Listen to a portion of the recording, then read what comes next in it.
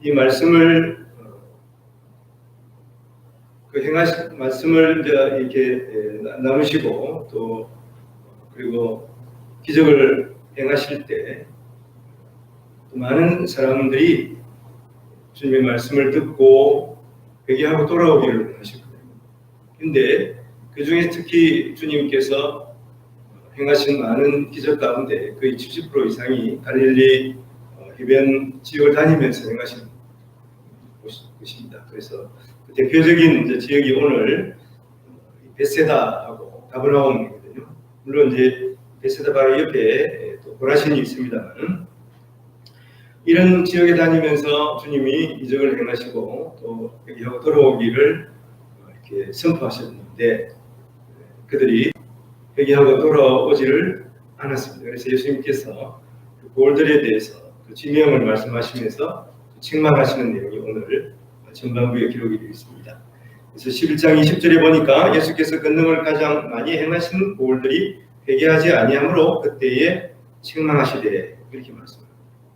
그래서 그 지역을 고라신 베세다로 가버나움으로 말씀하시는데 오늘 21절에서 22절에 보니까 화 있을진저 고라시나 화 있을진저 베세다야 너희에게 행한 모든 권능을 두로와 시돈에서 행하였더라면 그들이 벌써 뼈옷을 입고 죄에 앉아 회개하였으리라. 내가 너희에게 이르노니 심판날에 두로와 시돈이 너희보다 견디기 쉬우리라.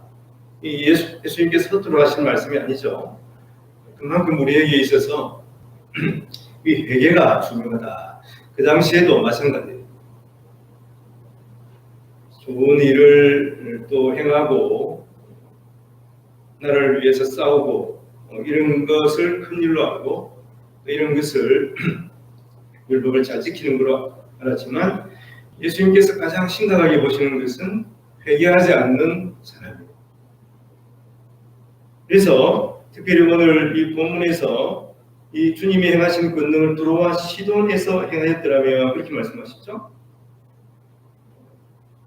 이 두로와 시돈은 사실은 구약에서 보면 하나님의 심판을 받은 악한 그 이방 땅입니다.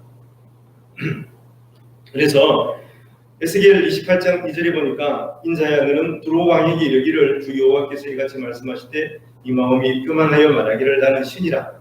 내가 하나님의 자리고 바다 가운데 앉아 있다도다. 내 마음이 하나님의 마음 같은 채 할지라도 너는 사람이요 신이 아니거늘. 그렇게 말합니다. 그래서 특별히 이 두로에 대한 그런 심판은 두로는 이제 당시에 페니키아 문명하에서 그 바다를 장악하고 있는 그런 도시 국가거든요. 그런데 그 바다를 장악하고 있으니까 무역업을 잘 했을 거 아닙니까? 두로도 마찬가지입니다만 그래서 마음이 교만해진 거죠. 그래서 자기가 마치 하나님처럼 군림했다는 것입니다. 그리고 에스겔 28장 22절에 보면 또 너는 이러기를 주 여호와께서 이같이 말씀하시되 시도나 내가 너를 대적하나니 이 가운데서 내 영광이 나타내리라 하셨다 하라. 내가 그 가운데서 심판을 행하여 내 거룩함을 나타낼 때에 우리가 나를 여호와인 줄 아니라. 그러니까 두로와 이 시돈의 죄는 뭡니까? 교만한 거예요. 그래서 하나님처럼 높아지려고 했다고 하는 것입니다.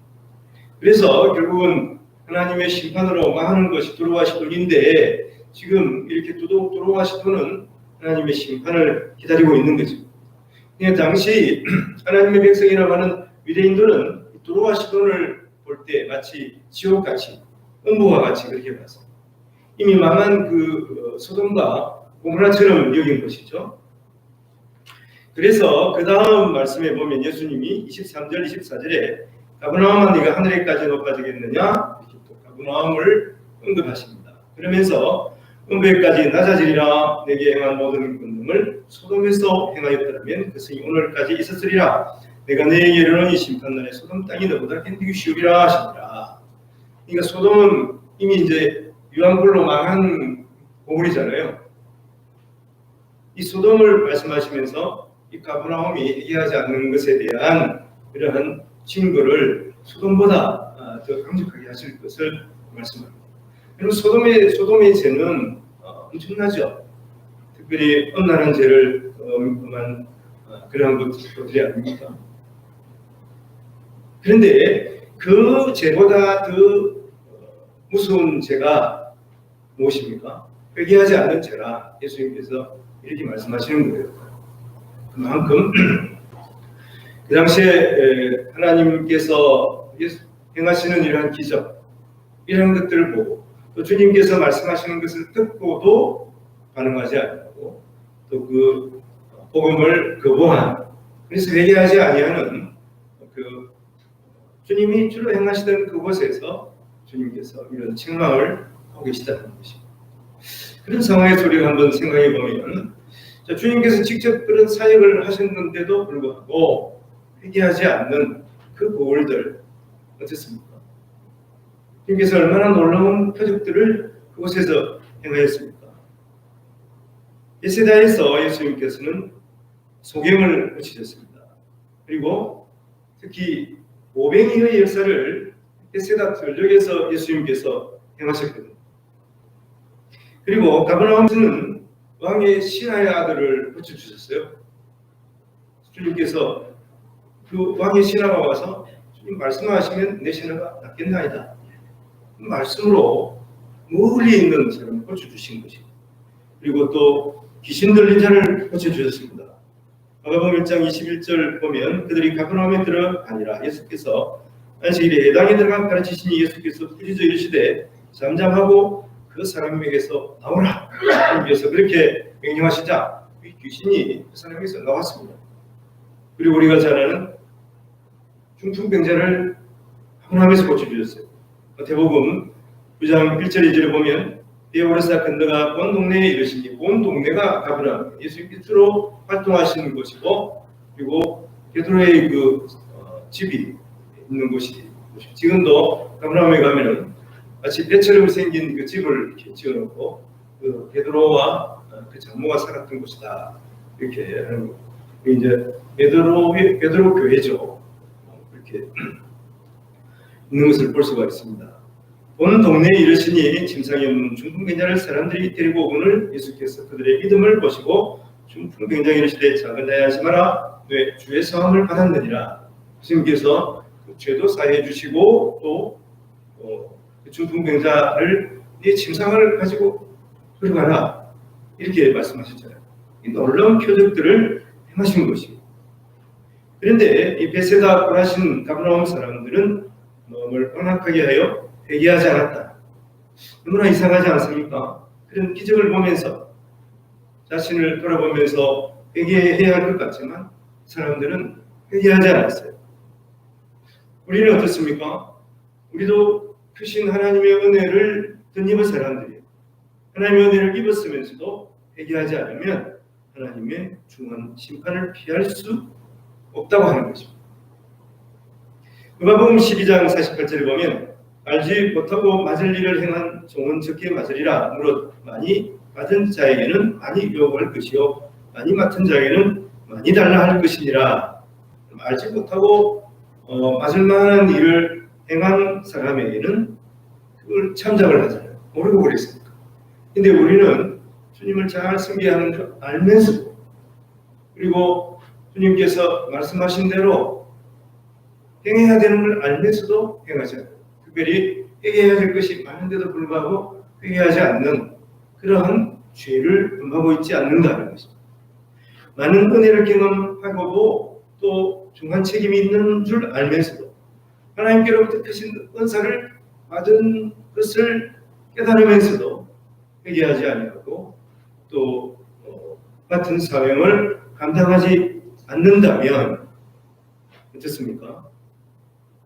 우리는 그 주님께서 말씀하신 큰 일을 맡긴 자에는 큰 것만큼 요구할 것이다 하는 이 말씀을 우리가 어기고 있는 것이 아닌가 하는 것입니다. 예수님이 우리 죄를 지시고 십자가에 죽으시고 부활하심으로 하나님께서 우리를 구원하시고 또 우리가 믿음으로 말미암아 영생의 선물을 우리에게 주셨습니다. 이보다 더 큰 선물이 없죠. 우리가 믿음도 사실은 주님이 우리에게 주심으로 우리가 믿고 또 받은 것이고, 그래서 내가 큰 믿음을 가졌다 하는 사람들은 하나님께서 큰 은혜를 주셨다 하는 것을 먼저 감사할 수가 있어야 됩니다. 그러나 우리가 그 은혜를 입고 마치 예수님의 은혜를 모르는 사람들처럼 살아갈 때가 많지 않습니까? 여전히 세상 가치를 향하여 달려가는 자신의 모습들을 우리가 보면서 우리가 바로 그 고라신 베세다 가버나움 이곳에서 그 회개하지 않는 백성들을 책망하시는 그 예수님의 음성을 우리가 들어야 하는 것을 우리가 깨닫게 된다고 하는 것입니다. 그래서 이런 은혜를 깨닫고 우리는 즉각 주님 앞에 나와서 회개해야 하는 것이죠. 오늘 25절 26절에 보면 그때 예수께서 대답하여 이르시되 천지의 주제이신 아버지여 이것을 지혜롭고 슬기 있는 자들에게는 숨기시고 어린 아이들에게는 나타내심을 감사하나이다. 올소이다. 이렇게 된 것이 아버지의 뜻이니이다. 오늘 이제 이 본문은 사실은 예수님의 기도죠. 예수께서 대답하여 이르시되 천지의 주제이신 아버지여, 하나님의 이름을 부르면서 기도하는 내용입니다. 스스로 지혜롭다고 생각하고 슬기롭다고 여기는 자들에게는 숨기셨다, 이렇게 말씀합니다. 그 당시에 이러한 그 유대 보울뿐만 아니라 특히 많이 안다고 하는 바리새인, 그리고 바리새인들은 스스로 꿀리주의자, 스스로 우리는 하나님을 잘 믿지 못하는 사람들과 분리됐다, 그들과 다르게 행한다고 하는 것이죠. 그리고 또 서기관들, 제사장들, 이런 사람들은 바로 메시아를 기다리고 있으면서 그 메시아가 오셨는데도 불구하고 메시아의 음성에 귀를 기울이지 않고 그 메시아를 거부하는 어리석은 그런 행동을 한 것이죠. 그래서 그것은 왜 그렇습니까? 스스로 지혜롭다고 생각한 거죠. 스스로 많이 안다고 생각한 거죠. 그런데 예수님의 말씀은 그들에게 하나님의 말씀이 숨겨졌다고 하는 것입니다. 그리고 비록 어린아이 같지만 말씀에 반응하고 깨닫는 이들에게 주님은 그들에게 대해서 하나님 앞에 감사기도를 하고 계시는 것이죠. 그리고 이것이 하나님의 뜻이라고 말씀합니다. 올소이다. 이렇게 된 것이 아버지의 뜻이니이다. 많이 한다고 생각하고 또 스스로 어렵다고 생각하는 그 사람들에게는 그 복음이 숨겨졌다고 하는 것이죠. 그래서 그들이 회개하지 아니함으로 말미암아 하나님께로부터 책망을 받고 하나님의 심판을 받게 될 것을 주님이 말씀합니다. 스스로 어린아이처럼 순수한 믿음을 소유하고 순종하는 자에게 회개의 영이 부어진다는 것이죠. 그런 의미에서 우리가 얼마나 하나님 앞에 잘못했다고 시인하고 또 회개의 기도를 드리고 있는가? 어떻습니까? 우리 스스로를 한번 생각해 보십시오. 우리가 회개하지 않는 죄는 결코 사함을 받을 수가 없잖아요. 주님 앞에 나와서 항상 우리를 점검해보고 회개의 기도를 드릴 수 있는가, 드리고 있는가, 그 자신들을 점검해봐야. 27절에 보면 내 아버지께서 모든 것을 내게 주셨으니 아버지 외에는 아들을 아는 자가 없고 아들과 그 아들의 소원대로 계시를 받는 자 외에는 아버지를 아는 자가 없느니라. 이 말씀을 한마디로 말하면은 우리는 예수 그리스도를 통해서 하나님 앞에 나아가게 되는 것을 말씀합니다. 다른 길이 없어요. 오직 예수 그리스도를 통해서 하나님께 나아가는 거예요. 그래서 요한복음 14장 6절에 보면 예수님께서 직접 말씀합니다. 주님 예수께서 이르시되 내가 길이요 진리요 생명이니 나로 말미암지 않고는 아버지로 올 자가 없다. 이렇게 말씀하고 있습니다. 구원의 길은 아주 단순합니다. 오직 예수님께로 나가면 되는 거죠. 그래서 모든 성경은 바로 예수 그리스도를 가르치고 있는 거예요. 그래서 구약의 모든 어려운 인물들은 바로 예수 그리스도를 예표하는 거예요. 그리고 구약의 모든 예언들도 다시 오실 예수 그리스도에 대해서 말씀하고 있고 또 다시 오실 예수 그리스도에 대해서 신약 성경이 말씀하고 있습니다. 그래서 우리의 모든 삶의 원리와 방식도 예수 그리스도를 따르면 되는 거예요. 주님은 하나님이시지만 우리와 함께 계셨잖아요. 우리의 모델이 되는 것이죠. 주님은 우리보다 더 고초를 당하셨고 또 우리의 고통을 아시는, 그래서 우리를 불쌍히 우리의 모든 그러한 어려움들을 주님이 직접 체험하셨어요. 그래서 우리의 약함을 아시는 것이죠. 그리고 우리의 죄를 위해서 십자가에 죽으셨습니다. 그래서 나의 죄의 짐을 지시고 주님께서 십자가에 지셨기 때문에 내 짐을 온전히 지신 그 주님 앞에 나아가지 않으면 우리의 죄를 사함받을 수가 없는 것입니다. 예수님 앞에 나와서 죄를 구하고 또 고백하고 또 회개하고 그리고 용서를 구하고 그러므로 우리가 구원의 은총을 받는 것이죠. 회개하지 않고 또 주님 앞에 나와서 우리가 용서함을 받지 않는다면 결코 우리는 구원의 은총을 받을 수가 없는 것이죠. 그러므로 우리의 진정한 신과 평안은 예수 그리스도에 의해서 우리가 얻을 수가 있는 것입니다. 회개함으로 말미암아 주님 앞에 겸손한 마음으로 나올 때 진정한 평안과 진정한 신과 진정한 위로가 주님께로부터 우리에게 주어지기 때문입니다.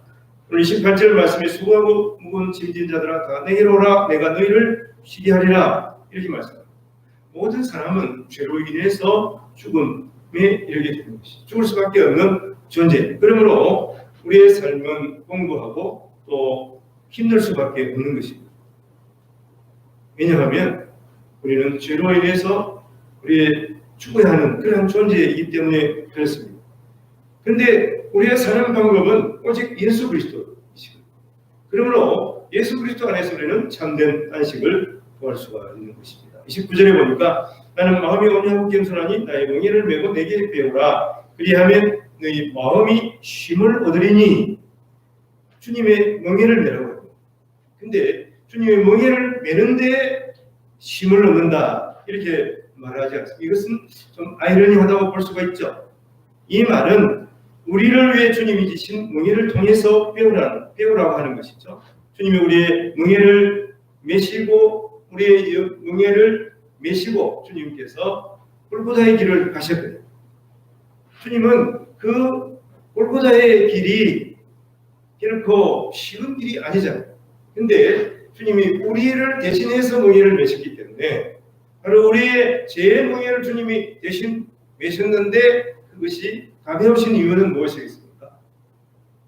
우리를 사랑하시기 때문에 우리를 기뻐하시기 때문에 그래서 기꺼이 나를 위해서 바로 우리 죄지은 우리 자신들을 위해서 주님께서 자기 생명을 내놓는 것이 주님께는 기쁨이었다는 것이죠. 이것이 하나님의 아버지 하나님의 소원이었어요. 그래서 주님께서는 아버지 하나님의 소원을 이루어드리고 또 사랑하는 주의 백성들을 위해서 순수 자기의 생명을 십자가에 내놓으신 것입니다. 주님은 얼마든지 그 십자가를 거부하실 수가 있으신 분이지만 그런 능력이 있으신 분이지만 주님은 그렇게 하지 않으셨습니다. 그래서 주님께서 우리를 대신해서 십자가에 멍에를 지셨지만 주님은 그것을 기뻐하시고 또 그것을 가볍다고 말씀합니다. 사실 제일 무거운 제일 두려운 십자가지만 주님께서 우리를 사랑하심으로 그것을 가볍게 여기신 것입니다. 지금 내가 진 짐이 무겁다고 여기시는 것이 있습니다. 나는 이런 짐 때문에 너무 무거워. 가정이나 또 혹은 교회나 직장이나 어떻습니까? 인생에서 수고로움을 느끼는 것이 무엇입니까? 이것은 너무 힘들다, 수고롭다 그렇게 생각하는 것이 무엇입니까? 그런 이유는 바로 우리 자신이 나의 주인이라고 생각하기 때문에 그렇습니다. 스스로 주인 행세를 하며 그 짐을 지려고 하기 때문에 그 짐이 너무나 무거운 거예요. 더 많은 것을 누리려고 하면서 또 욕심을 내놓지 못하기 때문에 그렇게 되는 것입니다. 주님이 주시는 쉽고 가벼운 짐은 스스로가 내 삶의 주인이 내라고 생각하지 않고 바로 내 삶의 주인이 예수님이라고 우리가 믿을 때 우리는 우리의 짐이 강해질 수가 있는 것입니다. 생각해 보면 그렇지 않습니까?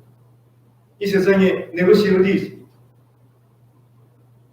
머리카락 하나도 내 마음대로 할 수가 없는 것이 우리의 능력이에요. 그것이 우리 자신입니다. 그리고 우리가 가져갈 수 있는 것이 아무것도 없어요. 마지막에는 우리가 올 때 빈손으로 온 것과 마찬가지로 갈 때도 빈손으로 갈 수밖에 없는 것입니다. 그런 의미에서 사실은 내 삶의 주인은 내가 아니다. 이걸 분명히 깨닫고 살아야 되는데 우리는 얼마나 많은 상황 가운데서 이걸 착각하고 살아요. 내 것인 줄 알고 악착같이 거기에 집착하는 그런 모습이 우리 자신들의 모습이 아니에요. 특히 우리 자녀들을 보면 그렇습니다. 우리 자녀들을 키워보면 그래요. 내 것인 줄 알고 하여튼 애착을 가지고 키우지만 키워보면 어떻습니까? 내 것이 절대로 아니죠. 절대로 내 마음대로 되지 않습니다. 이건 자녀뿐만이겠어요. 모든 것이 그렇거든요. 그래서 우리가 이것을 분명히 안다면 내 모든 것이 주님의 소유라 그렇게 생각하면 내 짐이 가벼워지는 것입니다. 그래서 30절에 이는 내 멍에는 쉽고 내 짐은 가벼움이라 하시니라. 우리는 이 세상 모든 것을 다 두고 주님을 만나러 가야 하는 것입니다. 다 주님께 맡겨야 되는 거예요. 우리가 과연 그렇게 생각하며 살아간다면 우리가 걱정할 일이 무엇이겠습니까? 사실 우리의 소유뿐만 아니라 내 몸뚱아리조차도 사실은 내 것이 아니에요. 주님의 것이에요. 그렇다면 우리가 물론 주님께서 우리에게 맡기신 것이 우리의 소유뿐만 아니라 내 몸뚱아리라면 내 몸뚱아리도 사실 소중하게 우리가 간직을 해야죠. 주님이 잘 쓰시도록 해야죠. 내 소유도 마찬가지예요. 그렇지만 그렇더라도 그것 때문에 너무 근심하고 너무 걱정하고 그럴 필요는 없죠. 주님의 것이니까 잘 간수를 하고 잘 개발을 할 필요는 분명히 있어요. 함부로 하면 안 되죠. 주님의 것인데 우리 자신도 함부로 하면 되겠습니까? 그래서 주님이 가지 말라고 하는 데는 가지 말아야 해요. 주님이 먹지 말라고 하는 것은 먹지 말아야죠. 주님의 것입니다. 그렇지만 그것 때문에 우리 육신의 그러한 것 때문에 너무 근심하거나 걱정할 필요는 없다고 하는 것이죠. 건강하면 건강한 대로 또 우리의 육신이 연약해서 아프면 아픈 대로 주님께 맡기면 좀 평안해지지 않겠나고 하는 것이죠. 주님한테 맡기지 못하고 내 몸도 안에 내 것이라고 생각하고 그래서 계속 걱정하고 근심하는 거예요. 사실은 걱정하고 근심하면 몸이 더 망가지는 게 사실이에요. 잘 단순은 해야 돼요. 운동을 열심히 하고 또 우리가 몸에 좋은 음식들을 취해야죠. 그렇지만 우리가 그것 때문에 근심하고 걱정한다면 그래 우리 몸을 망치는 결과가 되는 것입니다. 누구에게나 다 인생의 짐은 있습니다. 그러나 인생의 짐을 직접 내가 지느냐 아니면 인생의 짐을 주께 맡기고 온유하고 겸손하신 주님의 짐을 지느냐. 주님의 짐을 대신 지는 거예요. 우리의 짐을 주님께 맡기고 그래서 주님은 내 짐은 가볍다. 내게 와서 배우라. 이렇게 말씀하잖아요. 내 무거운 짐을 내가 지는 거하고 내 짐을 주님께 맡기는 거하고 그것은 똑같이 내 짐이지만 여러분 그 짐을 느끼는 그 짐의 무게를 느끼는 것은 천약이 차가 난다는 것이죠. 우리는 이미 구원받은 하나님의 자녀인 성도가 되었어요. 그러나 우리에게 결코 그렇다고 해서 짐이 없어진 것은 아니죠. 짐은 여전히 있습니다. 중요한 것은 주님이 우리 대신 우리의 짐을 져주시고 주님 앞에 맡기고 그러니 우리의 짐이 여전히 짐은 짐이지만 가벼워요. 그래서 우리는 기뻐할 수가 있고 감사할 수가 있고 또 찬양할 수가 있게 되는 것입니다. 이런 식으로 말씀을 드리면 복음은 심판의 기준이 되면서 또 구원의 기준이 되기도 하는 것이죠. 예수 그리스도를 믿으면 구원을 믿지 않으면 심판을 받는 것입니다. 복음을 듣고 회개하고 돌아오면 구원을 얻는 것이고, 복음을 듣고도 거부하고 회개하지 않으면 심판을 받게 되는 것입니다. 복음의 소리를 듣고 기적을 보았더라도 회개하지 않고 거절하면 돌아신 베세다 가버나움과 같이 심판을 받는 것이 예수님의 책망을 받을 수밖에 없습니다. 오늘 본문에처럼 우리 나의 마음으로 복음을 받아들이면 예수님이 우리를 구원해 주시는 것이죠. 주님의 초대로 평안과 쉼을 얻게 되는 것입니다. 주님의 약속의 말씀을 듣고 우리 나의 같이 겸손한 마음으로 기뻐하며 감사하며 또 주님이 주시는 구원의 은혜와 안식과 쉼과 복을 받아 누리는 우리 모든 성도들 되시기를 주님의 이름으로 축원합니다. 기도하겠습니다.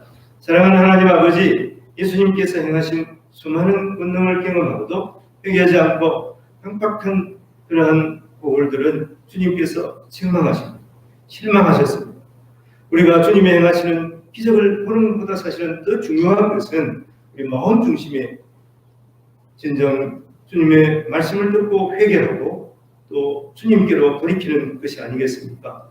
우리가 예수 믿는다고 하면서 회개하지 못하여 답답하고 깜빡한 혹시 마음이 있습니까? 우리 나의 마음을 가지고 겸손하게 하시며 회개의 영을 부어주셔서